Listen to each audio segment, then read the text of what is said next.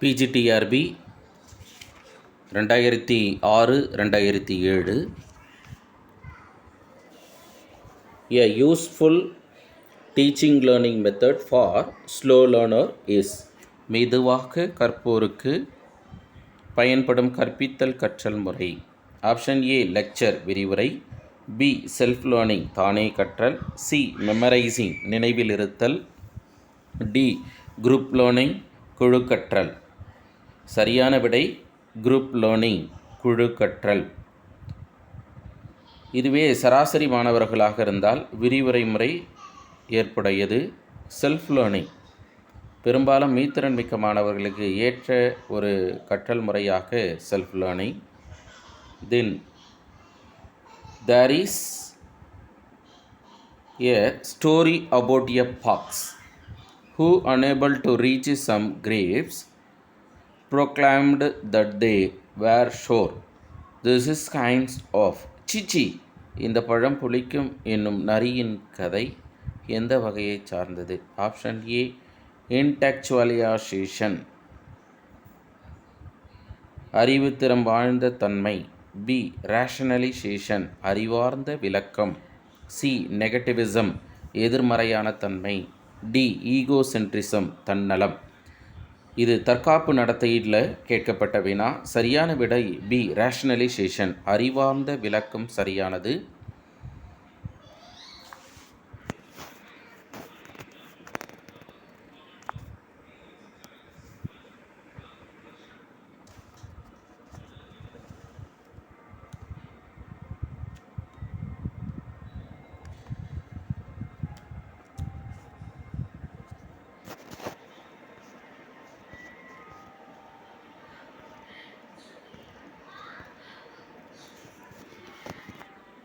Then attempts to train defective and delinquents so as to make them as far as possible useful and efficient members of the community is called. குறைபாடுள்ள மற்றும் நெறி பிறழ்ந்தவர்களை பயனுள்ள மற்றும் திறமையுள்ள சமுதாய உறுப்பினர்களாக பயிற்றுவிக்க முயல்வது. Option A remedial instruction பரிகாரம் தரும் பயிற்சி, பி ப்ரோக்ராம்டு இன்ஸ்ட்ரக்ஷன் திட்டமிட்ட பயிற்சி, சி ஃபிசிக்கல் இன்ஸ்ட்ரக்ஷன் உடற்பயிற்சி, டி ரிலீஜியஸ் இன்ஸ்ட்ரக்ஷன் சமய சார்புள்ள பயிற்சி. சரியான விடை பி ப்ரோக்ராம்டு இன்ஸ்ட்ரக்ஷன் திட்டமிட்ட பயிற்சி என்பது சரியானது.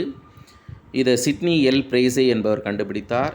இவை இரண்டு வகைகளாக பிரிக்கலாம். ஒன்று linear programmed instruction, another one branched programmed instruction. நேர்வழி திட்டமிட்டு பயிற்சி அல்லது கற்பித்தல் அல்லது கற்றல். அடுத்து கிளைவழி திட்டமிட்டு கற்றல். அப்போ நேர்வழி திட்டமிட்டு கற்றலை விளக்கியது யார்? ஆப்ரண்ட் கண்டிஷனிங் செயல்படு ஆக்கநிலை நிறுத்தத்தை குறிப்பிட்ட பிஎஃப் ஸ்கின்னர். கிளைவழி திட்டமிட்டு கற்றலை குறிப்பிட்டது க்ரௌடர். தென் in an intelligent test, a 10-year-old boy is found to have a mental age of 11. This is IQ is calculated as option A 100, B 120, C 110, D 90. சரியான ஆன்சரு 110 110. ஏனென்றால் மனவயது அதிகரித்து காணப்படுது. கால வயது 10 இருக்கிறது. மனவயது ஓராண்டு அதிகரித்து காணப்படுவதால் அந்த மாணவன் 11/10 × 100 டிவைட் பண்ணி மல்டிப்ளை பண்ணோம் அப்படின்னா 110 சரியான விடை. Then DIET stands for option A district institute for employment of teacher, B district institute of educational and training, C district institute of elementary teacher education, D district institute of educational technology. சரியான answer B district institute of education and training DIET. இது எந்த கல்விக் கொள்கை பரிந்துரைத்தது அப்படின்னா national policy on education 1986 தேசிய கல்விக் கொள்கையான 1986 பரிந்துரைத்தது. மேலும் DIET உருவாக்குவதற்காக MHRD ministry of human resource development 1987 உருவாக்குவதற்கான முயற்சிகளை எடுத்து தென் தமிழ்நாட்டில் 1987 டயட்டு எஸ்டாப்ளிஷ் பண்ணிட்டாங்க. தமிழ்நாட்டில் பார்த்திங்க அப்படின்னா 1988 முதலாக தமிழகத்தில் ஒவ்வொரு மாவட்டத்தின் தலைநகரில் டயட் உருவாக்கப்பட்டது. அடுத்ததாக இந்த டயட்டு எதுக்காக உருவாக்கப்பட்டது அப்படின்னு பார்த்தோம்னா, to provide free and in service training to primary school teachers. நம்ம ஸ்கூல் டீச்சர்ஸில் ப்ரைமரி டீச்சர், அதுதான் செகண்ட் கிரேட் டீச்சர்னு சொல்லுவோம். அதுக்கடுத்தது பிடி அசிஸ்டண்ட்டு, பிஜி அசிஸ்டண்ட்டு அப்படின்னு கேட்டகரைஸ் பண்ணுவோம். அப்படி கேட்டகரைஸ் பண்ணும்போது இந்த primary teachers, second grade teacher இருக்காங்களே, அவங்களுக்கெல்லாம் பயிற்சி, முன் பயிற்சி, பணியிட பயிற்சி இரண்டும் வழங்குவது யார் அப்படின்னா டயட்டு. தற்போது டயட்டில் டிப்ளமோ கோர்ஸாக வழங்கப்படுது. அது DIEL IED அப்படின்னு கேள்விப்பட்டிருப்போம். டிப்ளமோ இன் எலிமெண்ட்ரி எஜுகேஷன் அப்படின்னு வழங்கப்படுது. தென்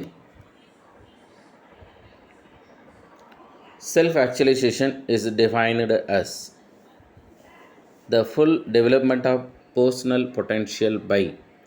தன்னிலையாக்கம் என்பது தனியால் திறனின் முழு வளர்ச்சி நிலை.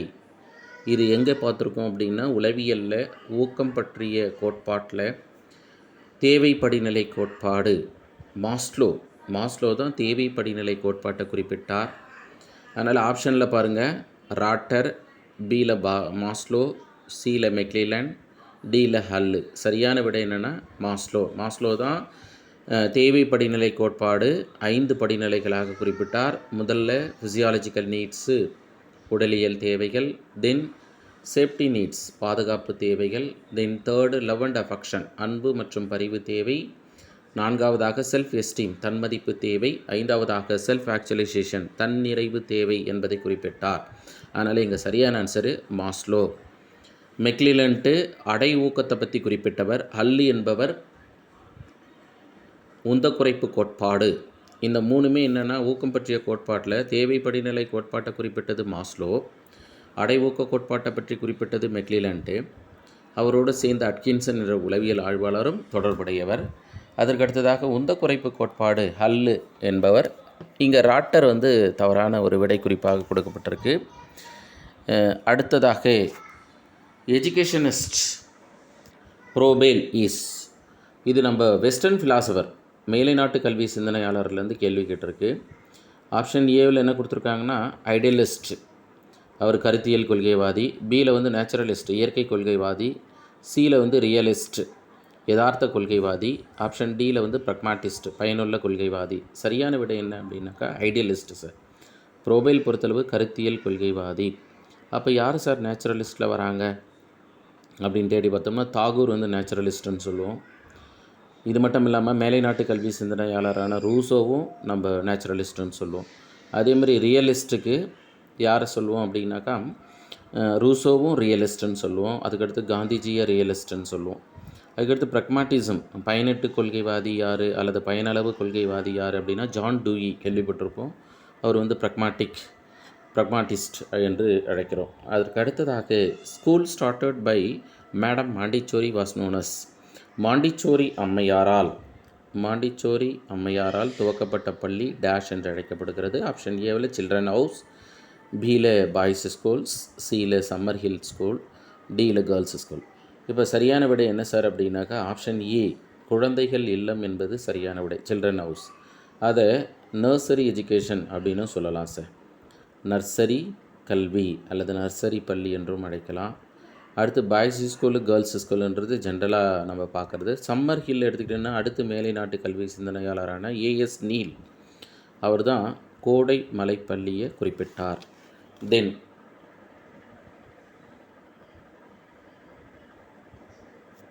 MLL,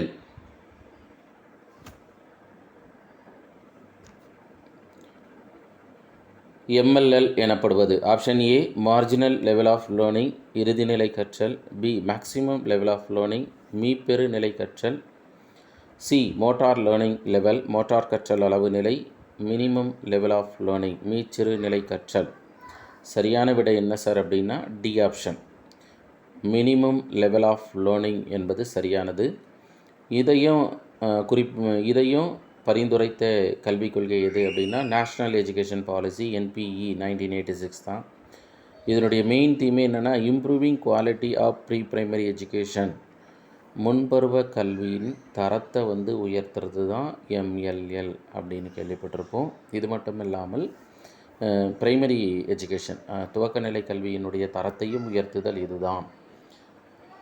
then the name of the educational policy of Gandhiji is option A social education சமூக கல்வி, பி பேசிக் எஜுகேஷன் ஆதார கல்வி, சி டெக்னிக்கல் எஜுகேஷன் தொழில்நுட்ப கல்வி, டி ரூரல் எஜுகேஷன் ஊரக கல்வி. சரியான விடை பேசிக் எஜுகேஷன் ஆதார கல்வி.